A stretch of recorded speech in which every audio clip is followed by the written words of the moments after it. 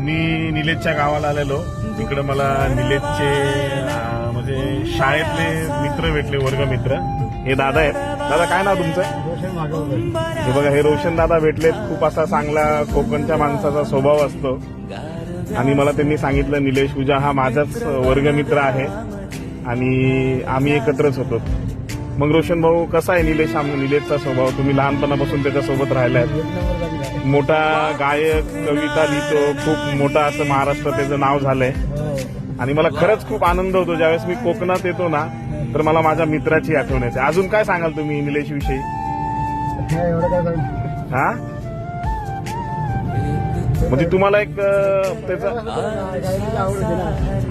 गायनाची आवड होते आणि त्याचं खरं सांगू का, तो खूप चांगला आहे. म्हणजे आता मी त्याला 5, 7, 8 वर्ष 9 वर्ष आलो मी त्याला भेटलो नाही, पण मला त्याच्या आठवणी आयुष्यभर माझ्या मनात आहेत. आम्ही एकत्र काम करायचो रिलायन्समध्ये, रेडिओ स्टेशनमध्ये 92.7 बिग FM मध्ये, आणि आम्ही एकत्र जेवलोय, एकत्र बसलोय.